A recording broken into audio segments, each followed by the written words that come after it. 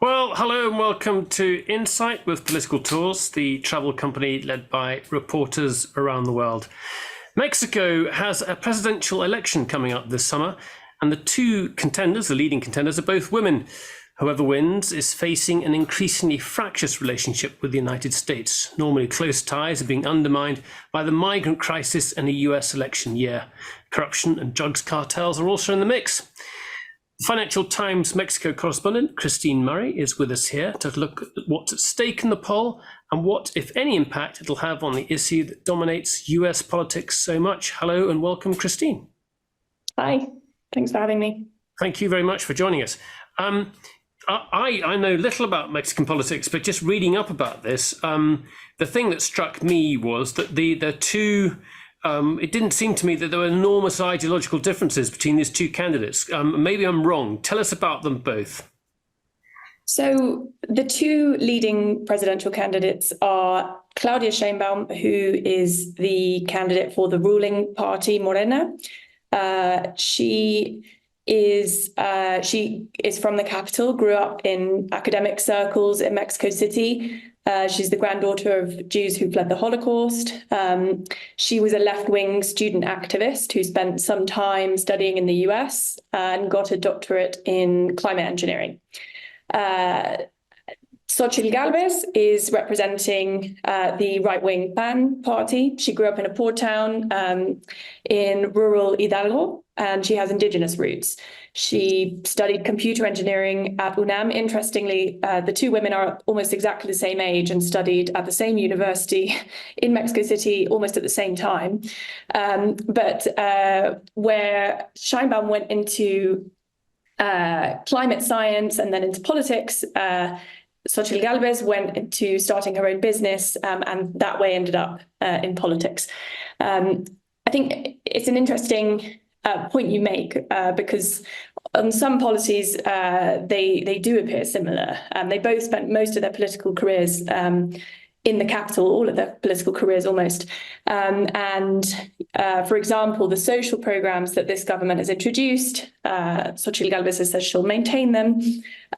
Historically, both are pro-abortion rights, but they do represent two very different political ideologies in terms of the people around them and the parties around them. So Sheinbaum has long been kind of associated with left-wing politics, and she has promised a sort of continuation of the social programs and major projects, perhaps with a more environmental twist, and she's definitely highlighting her scientific background, and sort of that she sort of signaling that she might be sort of more technocratic than the current government. But it's basically a continuation of the current government. Whereas, go on. No, I mean, whereas I'm just trying to produce some photographs so people can get to see who they are. Xochitl Gálvez. So Xochitl Gálvez, is in the opposition coalition, which is she's long been a representative of the PAN, which is the right-wing party. But in her coalition, she's also got the centrist PRI, she's got the centre-left PRD, and she, as I said, has said she'll maintain the social programs, but has spoken a little more about the economic opportunities that Mexico has and that it isn't taking full advantage of them, and definitely signalled more openness to private investment, in particular in the energy sector. So when Sheinbaum was basically put forward as the current president's candidate, and because of that, she's got the full weight of the party Morena behind her, and it's fair to say the polls have favoured her. But this candidate here, I don't know, I don't want to Galvez, I don't want to muddle up her first name. She sort of came out of, I know she's been a senator beforehand, but the fact that she's come out being so sort of telegenic has provided such a sort of forceful opposition candidate. It's quite a surprise. So it was a surprise last year when she suddenly became the sort of front runner, I'd say kind of early, middle of last year.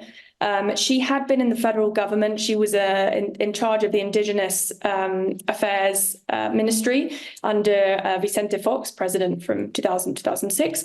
But it's true, she didn't have a big national profile, and she was sort of seen as a kind of insider outsider, you know, somebody who'd been in politics and been around in the PAN, but that wasn't sort of part of the governing elite structures of the party, should we say.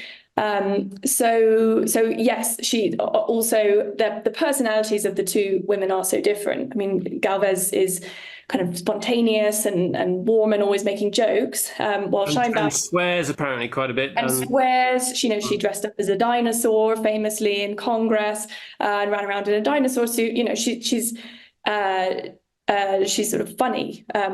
Scheinbaum projects a very different image. She's kind of more serious. As I said, she's presenting as a kind of technocratic presence, you know, known for being kind of very hardworking and, you know, kind of tough manager of her team. So, you know, the debates that there will be starting in March will be fascinating because they are so different.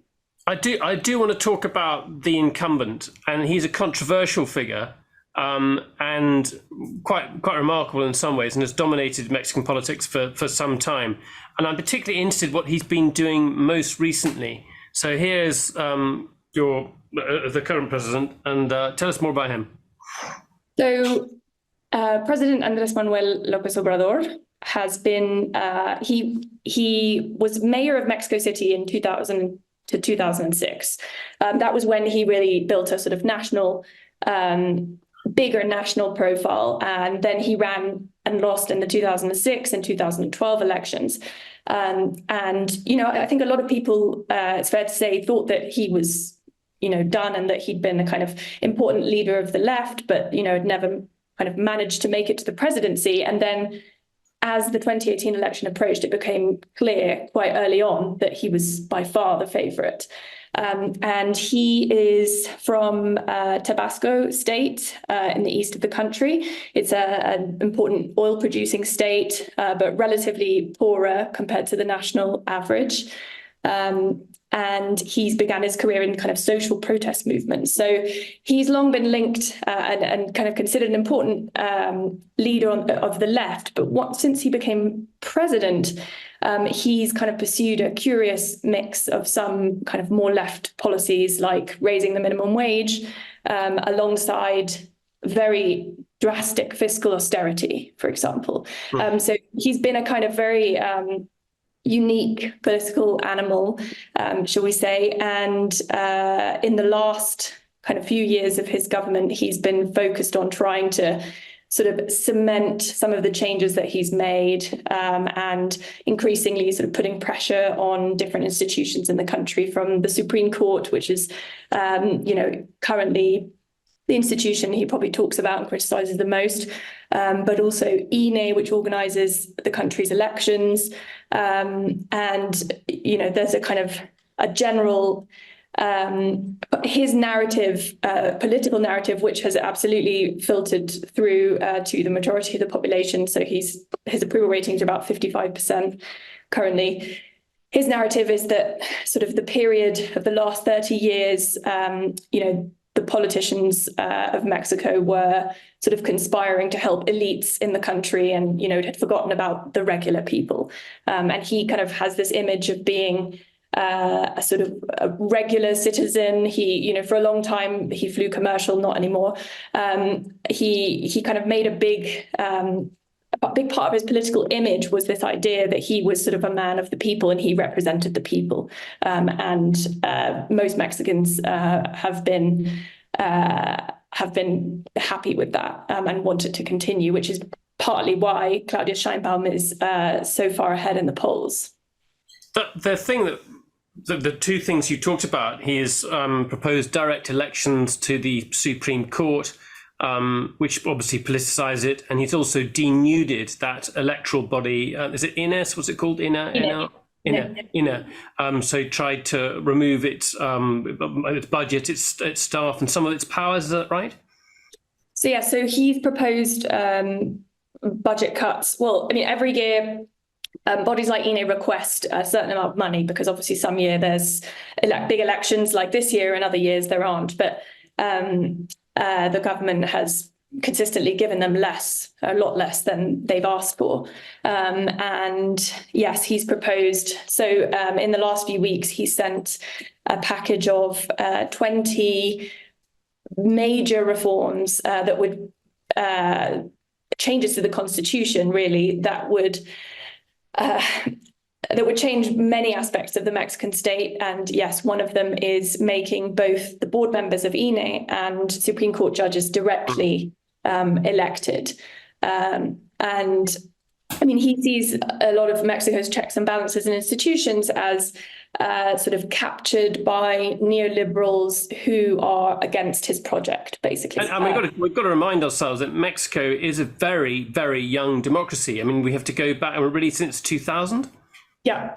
I mean, it's a process that started, I mean, long before that, but when the opposition won the presidency in 2000, it was sort of considered, the watershed moment for Mexican democracy. And, there are a lot of activists who were involved in that push for democracy in the country that are now worried that some of the changes that the president has proposed would be steps backwards towards a system that, they pushed back against for decades. And there were big demonstrations just last Sunday in Mexico City, basically voicing this concern. That's right. Yeah, there've been a couple of large-scale protests from the opposition that are, people dress up in pink because that's the color of INE, the Electoral Institute, and it's precisely because of what we've been talking about, where there are changes being proposed by the president to these institutions that people worry would be a step away from the democracy that Mexico is, still perfecting. It's a democracy, as you say.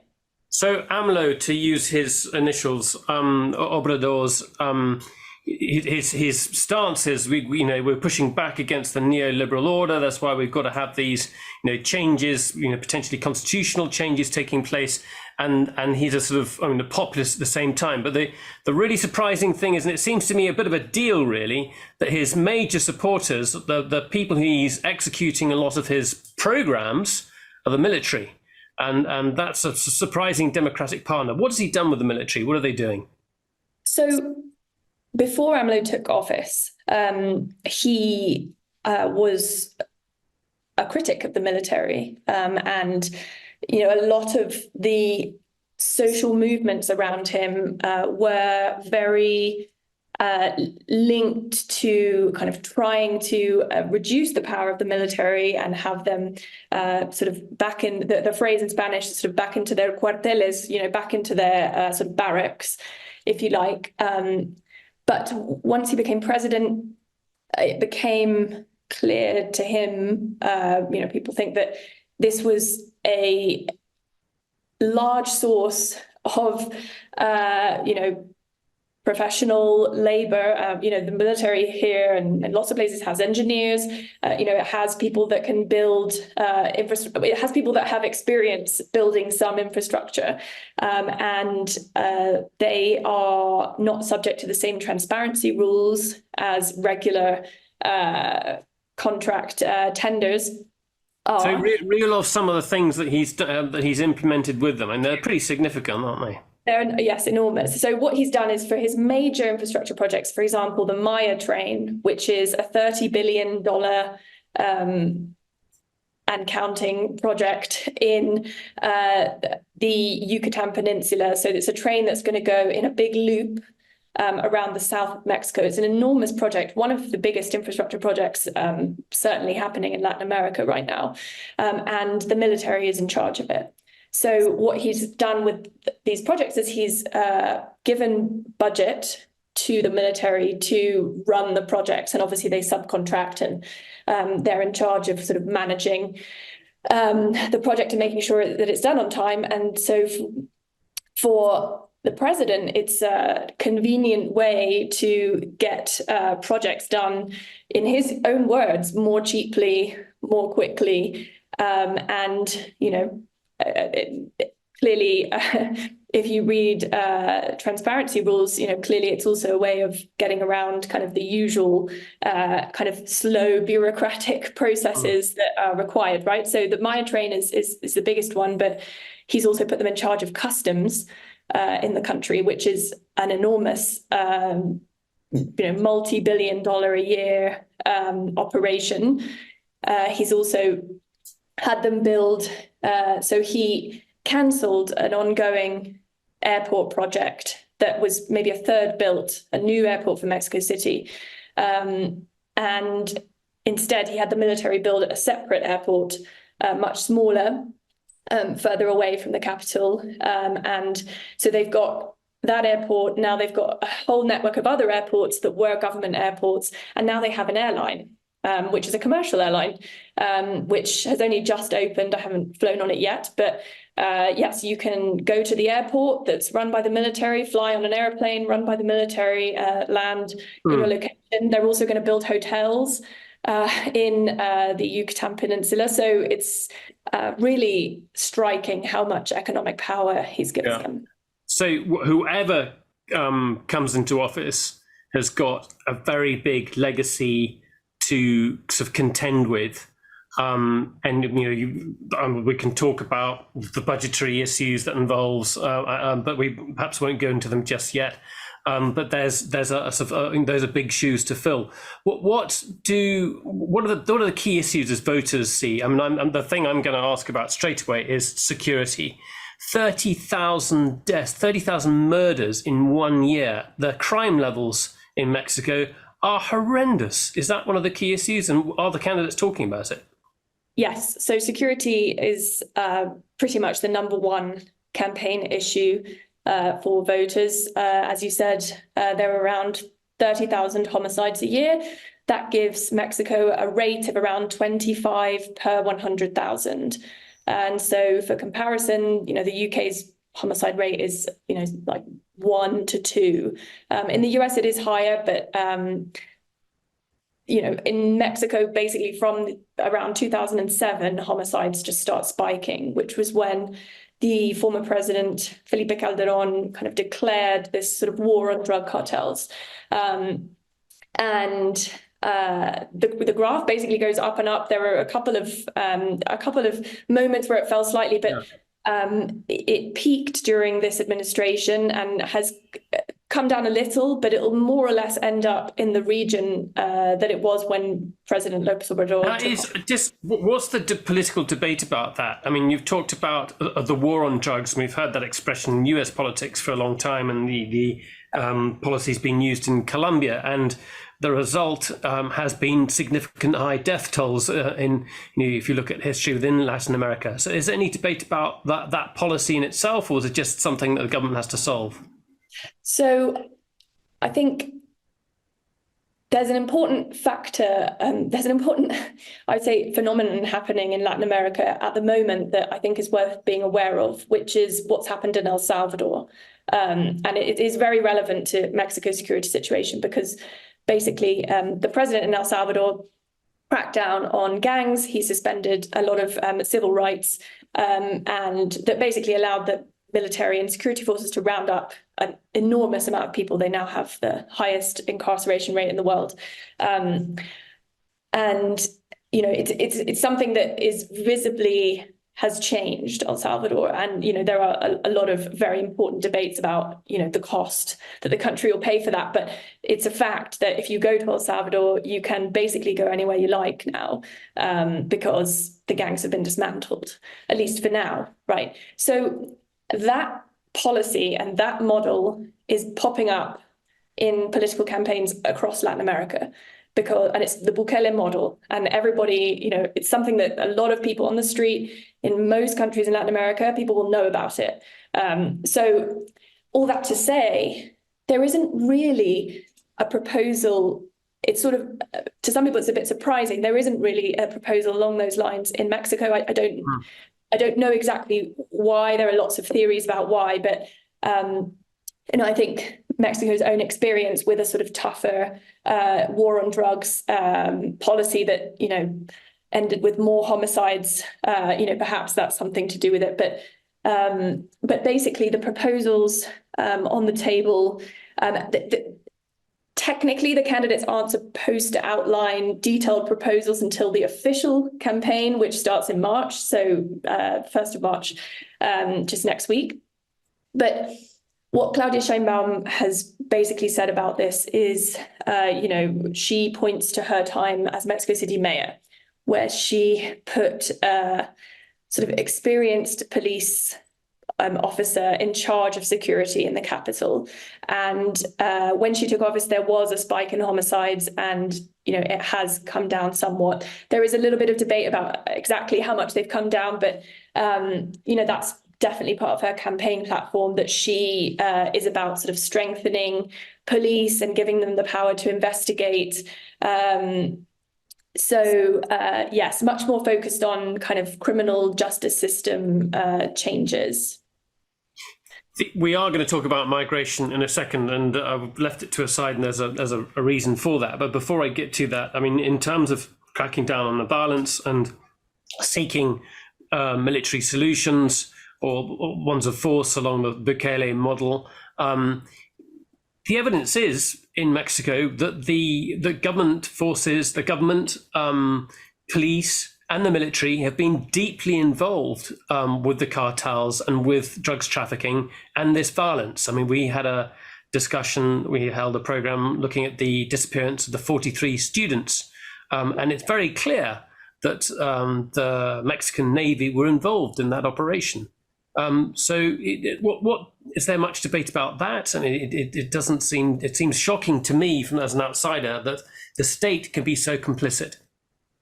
So, I mean, yes, I think that it's an important point that, my Mexican journalist colleagues, often will make, which is that, there's a kind of portrayal of this as sort of drug cartels killing the people, but obviously the role of the state, and by that I mean federal, local, all different authorities to different degrees, their involvement is key, right? So as you mentioned, the 43 students, we're almost 10 years on from that, happened in 2014, and it's a case that's still, not solved. It was part of the president's campaign platform that he was going to, bring this case to justice and the perpetrators to justice. There are ongoing legal cases, but when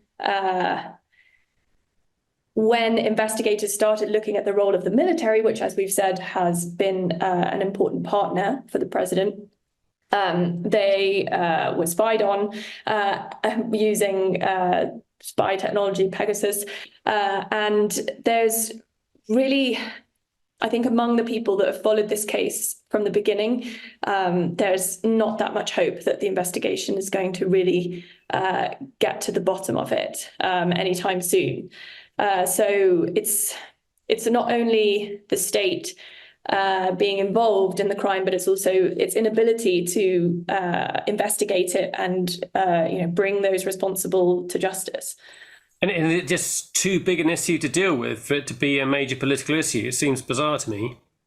You mean in terms of the ramifications for the election? Yeah. In terms of it's so clear, and it's been so clear for so long, that many aspects of the state are involved in, whether it's involvement in cartels or in the disappearances of people, killing of people. Well, I think in terms of presidential elections, I think something that pollsters always say is that the responsibility, both on paper but also in the minds of citizens, is a little bit diffuse. It's not all the president. State governments have a very important role. A lot of crimes, homicides are considered what they call fuero común, which is like state level crimes. It's not.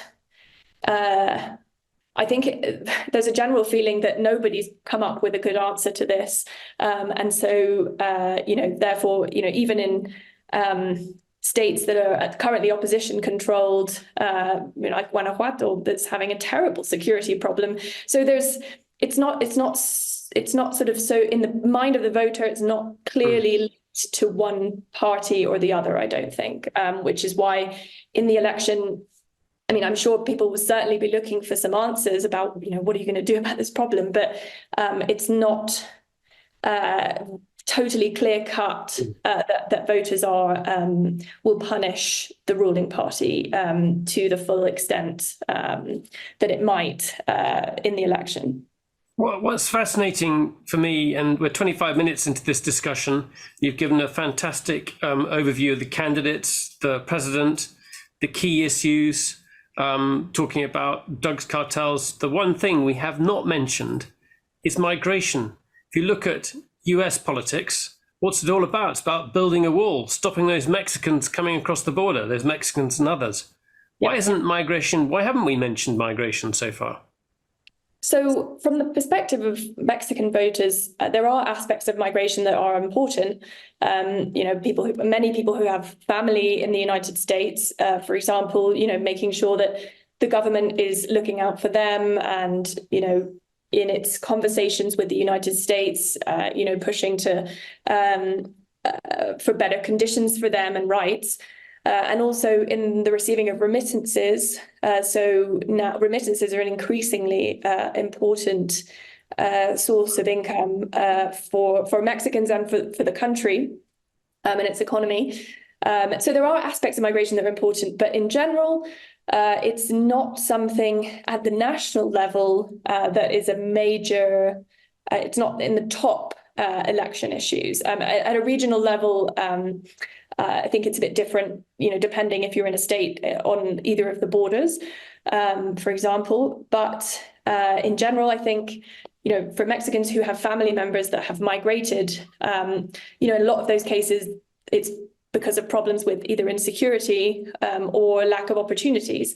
So for Mexicans thinking about sort of the root issues of migration, that's what's sort of more important, I think. Okay. So it would seem to me that there are only problems ahead if you think about relations with the US. It's an election year. There's a very good chance that Donald Trump might become president again. What kind of problems does that pose for Mexico? So it's a very interesting question that a lot of people here are asking. You may remember the 2016 campaign. Trump launched his campaign talking about Mexicans being rapists and criminals. I mean, it was, the idea of the wall was a sort of central theme of his entire campaign. And also directing his ire at sort of the trade imbalances with Mexico. So jobs that were American factory jobs that ended up being moved to Mexico. But actually, once the trade agreement was updated, which happened within a couple of years of Trump being in office. So that's the North American Free Trade Agreement between US, Mexico, and Canada that basically underpins a good part of the Mexican economy. Once that was updated and the trade war with China, between the US and China, was sort of getting into full swing, actually, Mexico in practice didn't necessarily fare that badly economically. And I think there's a feeling that there was a lot of turbulence in the beginning, but in the end, kind of how it worked out for Mexico was not as bad as some people had feared. Now, this time around, he gave an interview to a Mexican TV channel. It was Univision, but it's owned by a Mexican company, a few months ago, in which he praised President López Obrador and his potential successor, Claudia Sheinbaum. So he's taking a very different diplomatic tone with Mexico. He's definitely still got a lot of the anti-migrant rhetoric and policies, which will be a challenge for any Mexican government, as well as, this time around, probably the bigger issue will be drugs, because there are an increasing number of Republicans that want to designate Mexican drug cartels as foreign terrorist organizations. And this has several implications, and it's not by any means something that would happen tomorrow, but it's definitely hanging over Mexico. This idea that the US could give the cartels a designation that would sort of provide some kind of cover for military action against these groups in Mexico. And this, the main driver of this is fentanyl, which is a drug that, precursors are shipped from China to Mexico. Drug cartels make it here, synthesize it, and send it across the border. And it's now the leading cause of death for young Americans. Kills tens of thousands of Americans a year. So, it's the leading cause of deaths of Americans between aged, I think it's 24 and 44. It's number one killer in the States. It's incredible. So there are lots of competing tensions there. Just to sort of recap, you've got a trade war with China, which could go in Mexico's favor in terms of outsourcing or ally sourcing in terms of production closer to home that you want to, if you think of production lines, Mexico is an ally and you can keep that secure, that production line secure.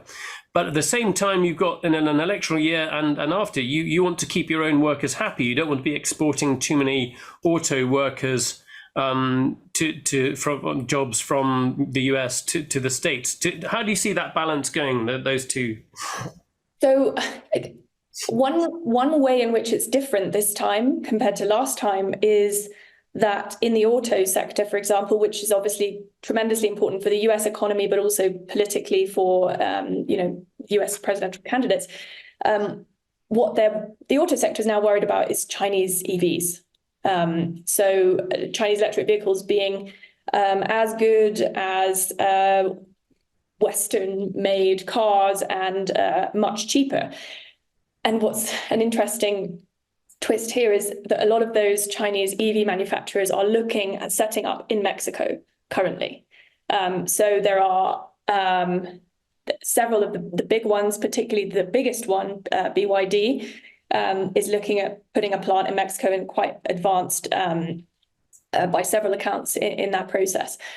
So it's, as you said, the turbulence that you're foreseeing will be complicated by that because, the Mexican government is in a bit of a bind because it has to decide, does it want Chinese EV manufacturing in Mexico, which potentially would upset certain groups in the United States, but potentially also create a lot of jobs in Mexico. So it's definitely going to be tense this year with both elections happening almost in parallel.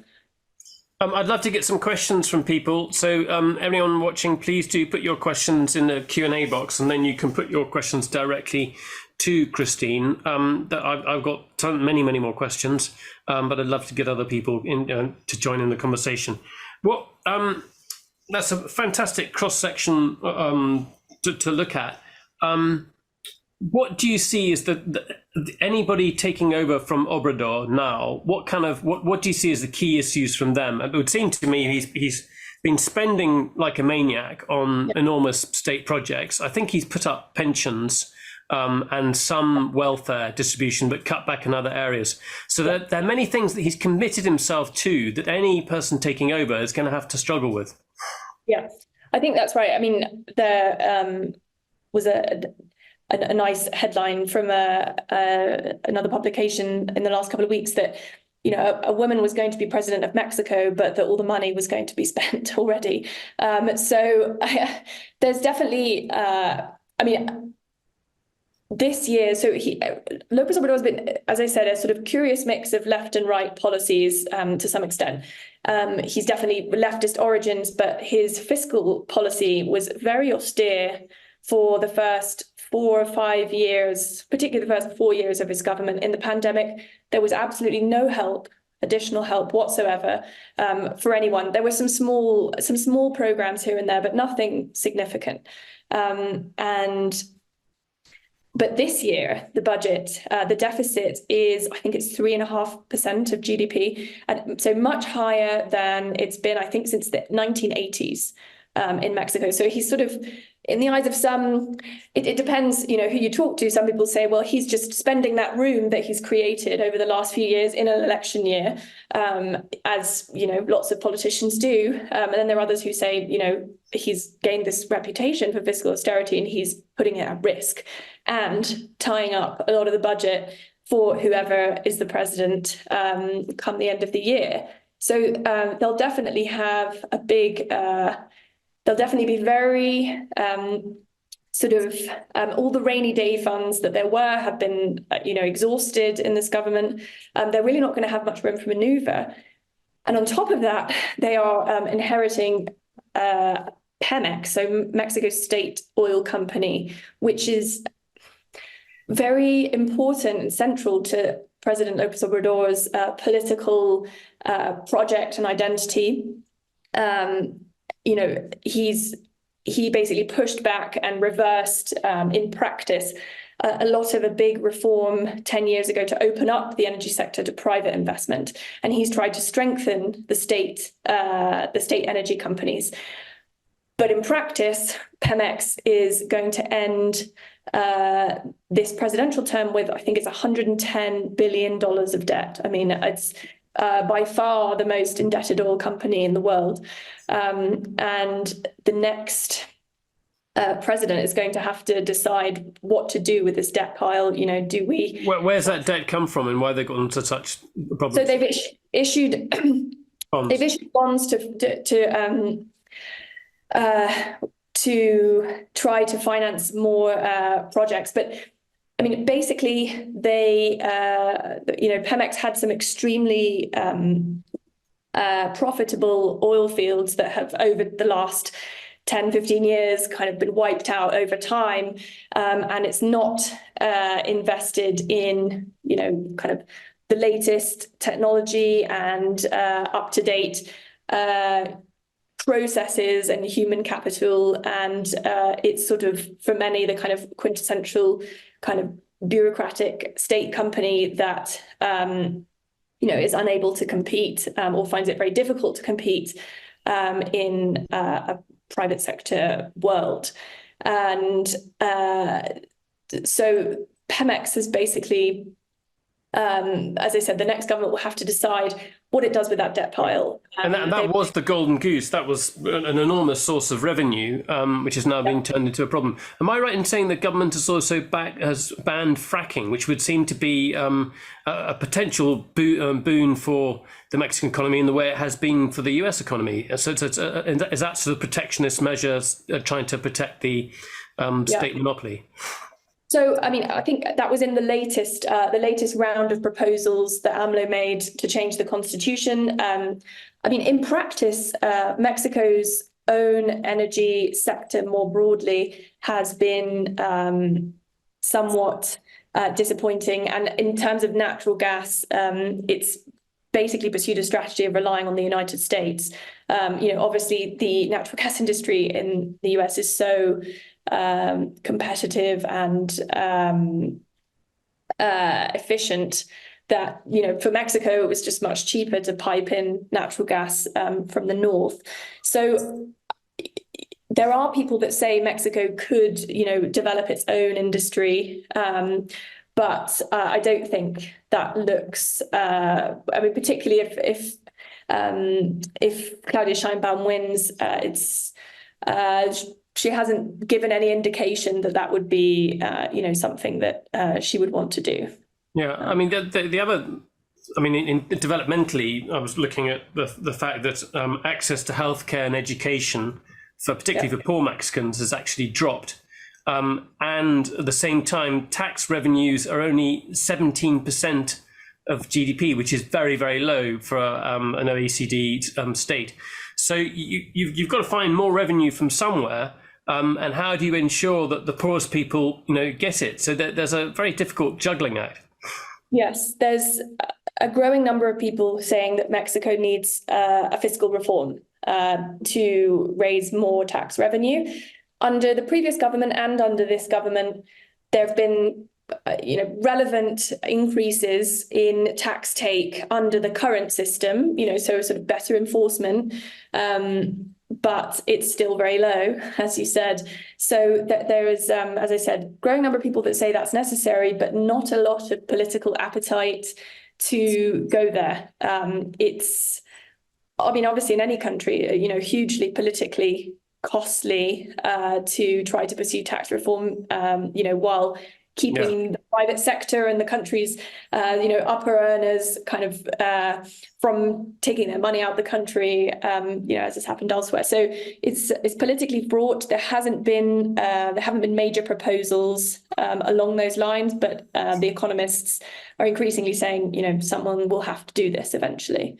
Okay, we've got a question here. It's from somebody who actually knows quite a bit about tax and oil, and that's Diane Cook. But your question, at least your first question, Diane, is not about that. Go ahead, Diane. No, neither question is. Listening to you're talking about, particularly about the army, Christine, I have two questions. They're slightly connected. How close is either or each of the candidates to the military? And also what occurred to me, given all the problems that you were describing, is each of them being set up to fail? So thanks, Dan. Very good questions, both of them. I think in terms of closeness to the military, I think the president, López Obrador, has been so visibly close to the military in a way that has been so unusual in recent years, that there is a sort of assumption that that would continue with a potential president, Claudia Sheinbaum. I don't think either candidate is really obviously linked to the military. So in Mexico City, when Claudia Sheinbaum was mayor, there wasn't very much military presence in the city, but there were moments where in the aftermath of a collapse that happened in the metro, National Guard soldiers were, patrolling the metro. So it's not a clear-cut story, I would say, in either case. And in terms of if they're being set up to fail, I think that's also a very good question. I think in terms of the budget, there's definitely going to be very limited room for maneuver, but not just in the budget. I mean, the president, López Obrador, has a level of support, not his entire base, but, a base that is very dedicated to him and his movement. And over the course of choosing the candidate, there were fractures within the party, important fractures along different lines. So, if it is Claudia Sheinbaum, she's also going to have to try and keep her party and her movement together, which would probably mean, the simplest path to that would be to follow as faithfully as possible, potentially, what President López Obrador has done. So therefore not giving her very much room for maneuver. I mean, this is the big question a lot of people have, should she win, how much space will she have to, diverge from the path somewhat. And I think in the case of a Xochitl Gálvez win, which would be a big surprise at this point, even in her case, she'll find the budget sort of tied up in programs that are difficult to unwind. And as you mentioned with the military, it's not easy. I think someone said to us, it's not easy to put the toothpaste back in the tube, right? Once you've given this economic power to the military, taking it away again, no matter who you are and how determined you are, might not be that easy. So in a way, the president's been quite astute in kind of trying to put the different sort of like locks on policy that make it difficult for whoever comes after to sort of seriously stray from the path. If you're worried about democracy, and if you think that Mexico's democracy is relatively young, I'd be very worried about the power of the military. If you think of Latin American states, they have intervened militarily repeatedly. What is the, if you're thinking about if you've given more power, at least economically, to the military, how much power do they have politically? What's your assessment at the moment? So Mexico's military does have a different history to, and this is something that people supporters of the president will point out. They don't have that history of a major military coup. They were formed, out of the revolution, which was sort of, they were kind of seen as being on the side of the people. I think the president says that, the soldier is the people in uniform. So there's a kind of narrative about the Mexican military that they are, sort of good, loyal, obedient military that doesn't, get involved in coups. But obviously, as time goes on and the military accumulates more and more economic power, that becomes a bigger risk. The military actually, so when President Calderon declared the war on drugs in 2006-07, through that period where the military was on the streets performing security tasks, there were voices saying, from the military saying, we don't necessarily want to be here. We need to have a clear legal framework for this. It's also the case that it's not everyone, as time goes on and the military accumulates these economic tasks, it's not uniform that everyone in the military, feels the same about that. Yeah, I mean, if I was a cynic, I would think that the collusion between Morena, the leftist party, and the military would become more and more secure, and that they have a mutual interest in keeping each other, in power. Well, that's the theory, and I think whoever the next president is will be a test of that, and whether this continuous passing of activities and civil responsibilities to the military, which, I mean, just this week or last week, the president gave the military responsibility for filling in, fixing roads in the country, sort of like filling in potholes.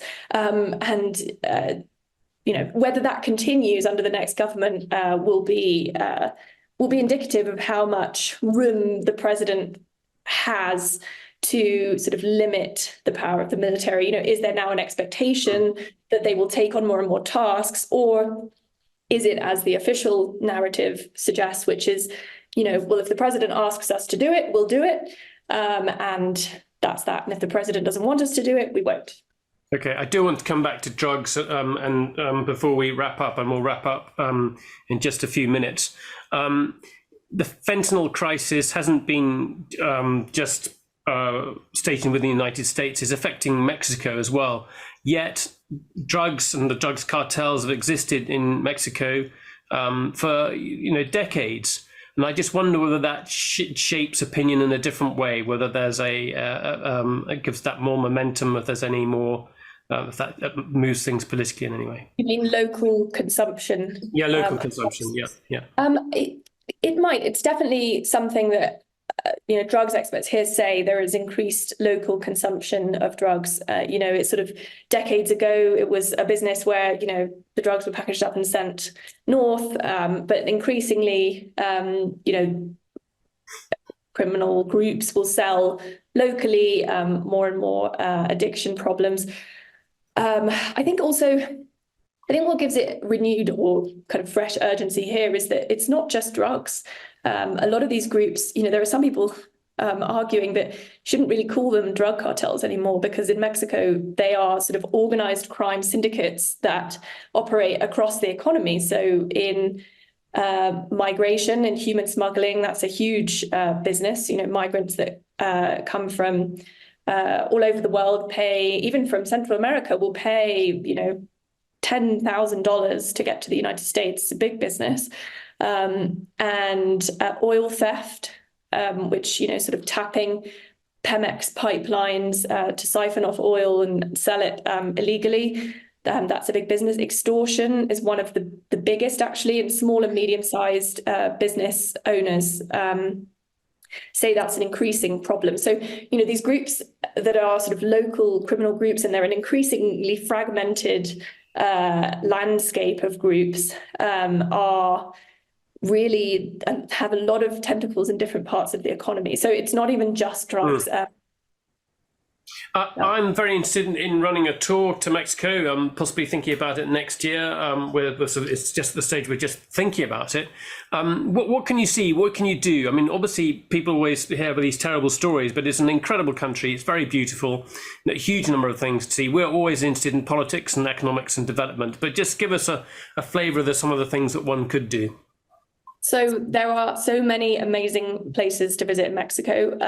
The increasingly number one destination for a lot of people is Mexico City. So it's a fabulous, enormous cultural jewel with lots and lots of museums. I think it has the second highest number of museums in the world or something. It's a high number of museums. It's got wonderful parks and buildings, architecture. The food is incredible. So I recommend anyone coming to Mexico to spend at least a few days in Mexico City. But also, a lot of people come to Mexico for the beaches. There are incredible beaches all around the country. But there's also another place that a lot of people visit is Oaxaca, which is a state to the south, more indigenous state that has beautiful ruins and pyramids, as well as probably the best food in the country. Some people would not forgive me for that, but the food in Oaxaca is fabulous. And lots of small towns with incredible sort of like crafts. Towns that dedicated to making rugs, or a town dedicated to making pottery. It's a lot of amazing history there, but also in Chiapas. There certainly are large pockets of Mexico or swaths of Mexico, that have security issues. But if you just sort of do your homework before and know where to go and where not to go, even Chiapas, which does have some big security problems right at the border with Guatemala. San Cristobal is a beautiful town in Chiapas that's very indigenous, has lots of fascinating churches and places of worship around it. But then you also have, around Bajío, which is sort of near Mexico City, and within a few hours' drive, some beautiful kind of colonial towns, sort of former mining towns that, during the Spanish occupation were these incredibly wealthy places that have beautiful buildings, and then in the north you also have a lot of amazing food and culture. So there's just so many places to visit. Yeah. Well, it's tantalizing, and for us, obviously, there's the politics as well. So it's a great combination of both things. Christine, this has been fantastic. Thank you very much indeed for a wonderful introduction to Mexican politics and the upcoming elections. We are very grateful. Thank you very much.